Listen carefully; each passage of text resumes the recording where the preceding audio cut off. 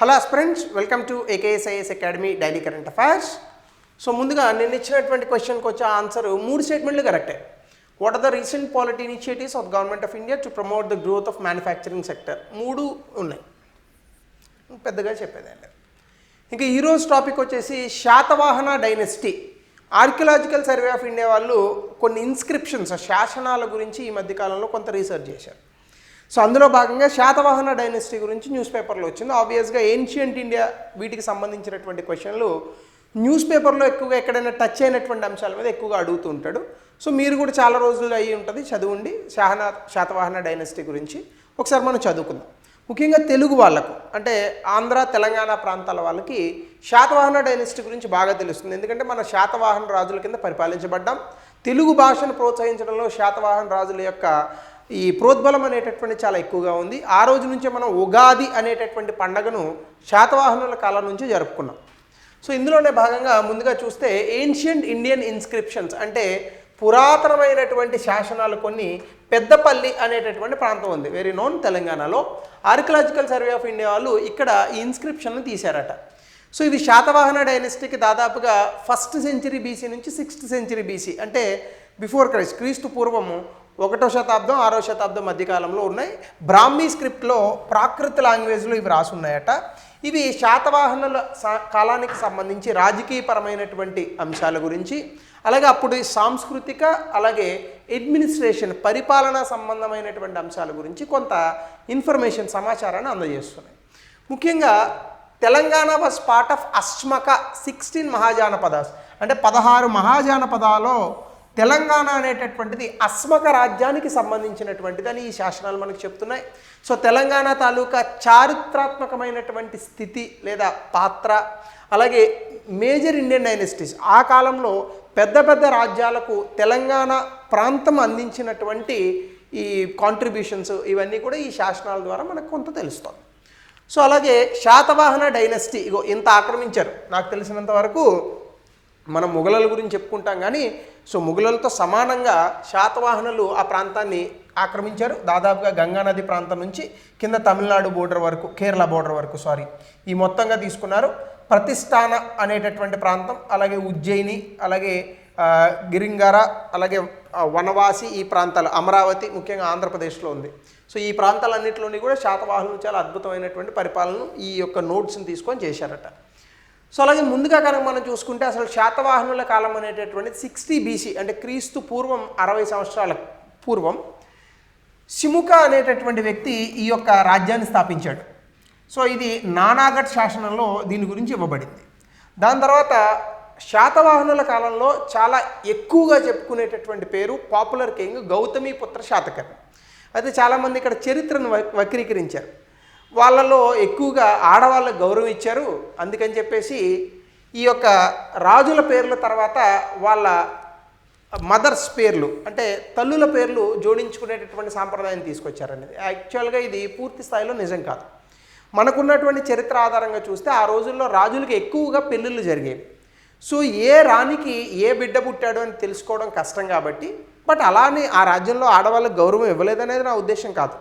ఎందుకంటే ఇండియాలో ఎప్పుడు కూడా మోర్ ఆర్ లెస్ మనకి మగవాళ్ళ అజమాయిషి అనేటటువంటిది ఎక్కువగా ఉంది. It's a patriarchal society. రాజు తర్వాత కొడుకుంటే అతను రాజు అవుతాడు తప్ప రాజుకు కూతురు ఉంటే ఆమె రాణి అవ్వదు.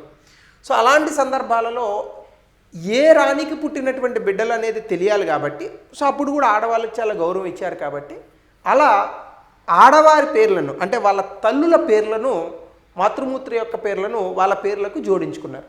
సో గౌతమిపుత్ర శాతకర్ణి, సో అలా వచ్చింది. సో గౌతమిపుత్ర శాతకర్ణి అంటే ఆమెకు పుట్టినటువంటి బిడ్డ కాబట్టి.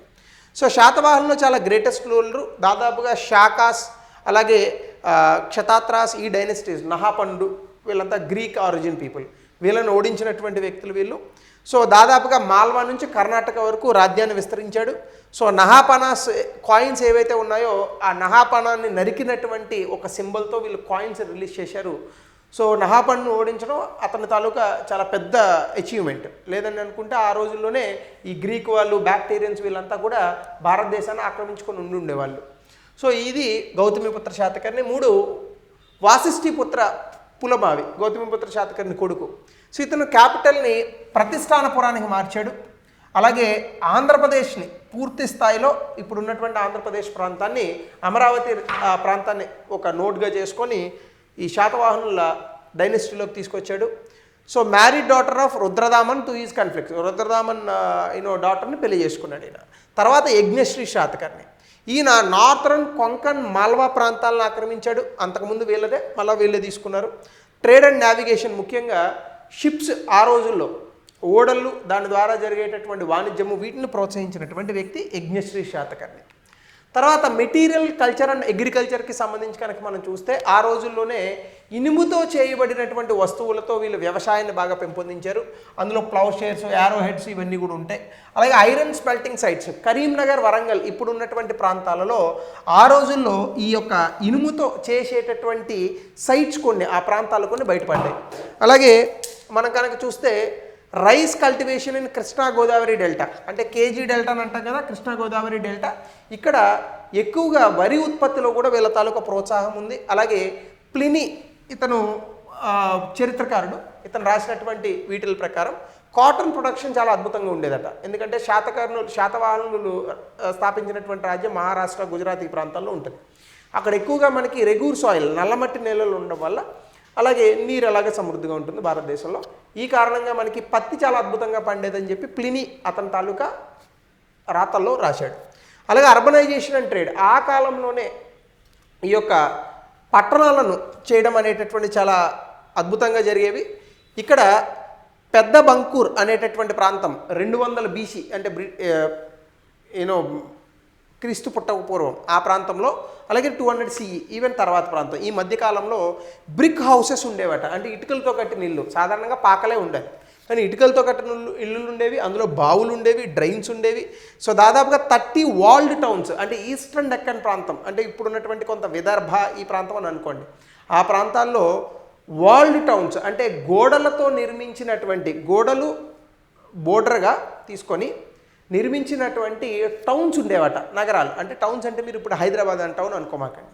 సో ఇప్పుడు ఉన్నటువంటి ఒక నార్మల్ చిన్న స్థాయి ఒక డిస్ట్రిక్ట్ హెడ్ క్వార్టర్స్లో ఇంకొంచెం చిన్న స్థాయి మండల్ లెవెల్ అప్పట్లో టౌన్ ఉండేది, ఎందుకంటే అప్పుడు జనాభా తక్కువ కాబట్టి. అలాగే ట్రేడ్ కూడా చాలా అద్భుతంగా, రోమన్ ఎంపైర్, శాతవాహన కాయిన్స్ ఈ ప్రాంతంలో రోమన్స్తో కలిసి కూడా మన వాళ్ళు ఈ శాతవాహన కాయిన్స్తో అక్కడ ట్రేడ్ చేశారు, బంగారం కాయిన్లు ఇంకా రకరకాలు అని చెప్పేసి కూడా మనకు చరిత్ర చెప్తుంది. అలాగే కాయిన్స్లో మనకి ప్రాకృత లాంగ్వేజ్ని కూడా వాడేవారు, బ్రహ్మీ స్క్రిప్ట్ని వాడేవారు. కొన్ని షిప్స్ సింబల్గా, ఎలిఫెంట్ సింబల్గా, అలాగే లయన్స్, సింహాలు, చైత్యాస్, ధర్మచక్రాస్, ఎందుకంటే వీళ్ళు బుద్ధిజంని చాలా అద్భుతంగా ముందుకు తీసుకెళ్లారు. సో మనం చదువుకుంటాం గౌతమిపుత్ర శాతకర్ణి సమయంలోనే, సో గౌతమ బుద్ధుడు తర్వాత చాలా గొప్పవాడుగా ఉన్నటువంటి నాగార్జునుడు వీళ్ళందరూ కూడా ఉన్నారు అని చెప్పేసి. అలాగే lead, potin, copper, bronze, gold ఇవన్నీ కూడా మనం వాడాము మెటల్స్గా as part of Satavahana kingdom. Society and women చూస్తే ఇనీషియల్గా ట్రైబల్ అయినా కూడా తర్వాత బ్రాహ్మణికన్ ట్రెడిషన్లోకి శాతవాహనులు వెళ్ళారు. సో చాలామంది శాతవాహనులు క్షత్రియులు అని అంటూ ఉంటారు, వాళ్ళు యాక్చువల్గా బ్రాహ్మణుల నుంచి క్షత్రియులుగా మారినటువంటి వంశంగా గుర్తిస్తారు. అలాగే వర్ణా సిస్టమ్ని వీళ్ళు బాగానే ప్రమోట్ చేశారు, ముఖ్యంగా గౌతమిపుత్ర శాతకర్ణి సమయంలో. అలాగే matrimonic traditions, king named after mothers, ఈ ట్రెడిషన్ అక్కడి నుంచే వచ్చింది. ప్యాట్రియార్కల్ సక్సెషనే ఉండేది, అంటే రాజు తర్వాత రాజు కొడుకే రాజు అయ్యేవాడు. అలాగే క్రాఫ్ట్స్ అండ్ కామర్స్, ఆ సమయంలో ఈ చేతితో చేసేటటువంటి హస్తకళలు, దాంతోపాటుగా కామర్స్ అంటే ఒక చోట నుంచి మరొక చోటుకి ఎగుమతులు దిగుమతులు ఇవన్నీ చాలా అద్భుతంగా జరిగాయి. అలాగే గంధికాస్ అని ఉండేవాళ్ళు, వాళ్ళు పర్ఫ్యూమర్స్, వీళ్ళు బుద్ధిజంని చాలా అద్భుతంగా సపోర్ట్ చేశారు. అలాగే అడ్మినిస్ట్రేషన్ ఆ రోజుల్లో 3 టైర్ ఉండేది, 3 అంచెల్లో. రాజు ఉండేవాడు, మహాభోజ అని ఉంటారు, సేనాపతి. సో వీళ్ళ ఆధ్వర్యంలో పరిపాలన అనేటటువంటి జరిగేది. అలాగే ఆహార, రాష్ట్ర, ఇవి మహామాత్రాసులు ఉండేవాళ్ళు. రాష్ట్ర అంటే ఇప్పుడు ఉన్నటువంటి స్టేట్ లాగా అనమాట. సేనాపతి ప్రొవిన్షియల్ గవర్నర్గా ఉండేవాడు. దాని తర్వాత గౌల్మికాస్ అని ఉండేది, ఇది గతంలో యూపీఎస్సీ ఎగ్జామినేషన్లో అడిగేవాళ్ళు. వీళ్ళు లా అండ్ ఆర్డర్ని ఎక్కువగా చూసేవాళ్ళు అనమాట. అలాగే మిలిటరీ క్యాంప్స్ ఉండేవి మనకి, కటక అనేటటువంటి పేరుతో లేదా స్కందవర అనేటటువంటి పేరుతో. ఇవన్నీ కూడా అడ్మినిస్ట్రేటివ్ సెంటర్స్, పరిపాలన సెంటర్స్గా ఇవి ఉండేవి. అలాగే ప్లినీ రాసినటువంటి చరిత్ర ప్రకారం, చరిత్రకారుడు ఆయన, శాతవాహనాస్కి చాలా స్ట్రాంగ్ మిలిటరీ ఉండేది, కాల్బలం ఉండేది, క్యావెలరీ గుర్రం మీద ఉండేటటువంటి సైనికులు, ఎక్కువగా ఎలిఫెంట్స్ అంటే ఈ ఏనుగులు తాలూకా సమూహం అనేటటువంటి శాతవాహనం చాలా అద్భుతంగా ఉండేది. సో రిలీజియన్ కూడా వీళ్ళు బ్రాహ్మణిజంని చాలా ప్రమోట్ చేశారు, అశ్వమేధ యాగం చేశారు, వాజపేయి యాగాలు చేశారు. దాని తర్వాత కృష్ణ వసుదేవ ఈ యొక్క దేవుళ్ళను పూజించారు. బుద్ధిజంని చాలా అద్భుతంగా సపోర్ట్ చేశారు. ముఖ్యంగా అమరావతి, నాగార్జునకొండలో చాలా వరకు ఈ ప్రాంతాలను బుద్ధిస్ట్ మానిస్ట్రీస్ కట్టుకోవడానికి, చైత్యాస్ అండ్ విహారాస్ కట్టుకోవడానికి చాలా దానాలు జరిగాయి. అందుకే మీరు ఇప్పుడు కనుక చూస్తే నాగార్జునకొండ ఆంధ్రప్రదేశ్లో ఉన్నటువంటి ప్రాంతాలు, అలాగే అమరావతి, ఈ రెండు కూడా బుద్ధిస్ట్ ట్రెడిషన్స్లో చాలా ముందున్నాయి. అలాగే ల్యాండ్ని చాలా ఫ్రీక్వెంట్గా బుద్ధిస్ట్ మాంకులకు ఇచ్చేవాళ్ళు. బ్రాహ్మణుల కన్నా ఎక్కువగా కూడా వీళ్ళు బుద్ధిజంని సపోర్ట్ చేశారు. ఆర్కిటెక్చర్ అండ్ ఆర్ట్ కనుక మనం చూస్తే రాక్ కట్ సైట్స్, అంటే ఒక పెద్ద కొండ లాంటి ప్రాంతాలని కట్ చేసి ఈ చైత్యాస్ అండ్ విహారాస్ అనేటటువంటివి చేశారు. నాసికా ప్రాంతంలో కనిపిస్తాయి. అమరావతి స్తూపాలను కూడా చేశారు వాళ్ళ రూల్లో. అలాగే అజంతా కేవ్స్ 9-10 గుహలను వీళ్ళ సమయంలోనే నిర్మించారని చెప్తారు. అక్కడ అమరావతి స్కూల్ ఆఫ్ ఆర్ట్ శాతవాహనుల కాలంలో ఈ కళ అనేటటువంటి చాలా అద్భుతంగా పెరిగింది. అంటే బుద్ధుడి బొమ్మలు గీసేటటువంటి టైంలో ఈ అమరావతి ఆర్ట్ ఒకలా గీస్తే మరొక ఆర్ట్స్ ఇంకొకలా గీసే. సో అట్లానే నానాగఢ్ శాసనం చెప్పినటువంటి దాని ప్రకారం బుద్ధిస్ట్ మాంగ్స్ అంటే బౌద్ధ సన్యాసులకు వీళ్ళు పన్నుల నుంచి మినహాయింపునిచ్చారు. అలాగే ఇక్ష్వాకుస్ కూడా లేటర్ కంటిన్యూడ్ శాతవాహనస్ ప్యాట్రనైజ్, అంటే శాతవాహనుల తర్వాత ఇక్ష్వాకులు వస్తారు. వీళ్ళు కూడా నాగార్జునకొండ లాంటి ప్రాంతాలను బుద్ధులు బౌద్ధ మతాన్ని స్ప్రెడ్ చేసుకోవడానికి చాలా అద్భుతంగా సహాయ సహకారాలు అందించారు. ఇంకా భాష ప్రకారానికి వస్తే వీళ్ళ అఫీషియల్ లాంగ్వేజ్ ప్రాకృత్. ఆ ముందు సాంస్క్రిట్ ఉండేది కానీ ప్రాకృత్ వీళ్ళు ఎక్కువగా ఆచరించారు. తర్వాత బ్రాహ్మీ స్క్రిప్ట్లో ఈ యొక్క ప్రాకృత భాషను రాసేవాళ్ళు. అలాగే గాథా సప్తసాయి, దీన్నే గాథా సప్తసతి అని అంటాము. 700 వర్సెస్తో ప్రాకృత్ లాంగ్వేజ్లోనే హలుడు, అంటే కింగ్ హలా అతని పేరు, ఇంగ్లీష్లో, తెలుగులో అయితే హలుడు అని అంటారు. సో ఈయన ఈ రాసినటువంటి ఒక లిటరేచర్ కూడా ఎక్కువసార్లు ఎగ్జామినేషన్లో అడిగాడు.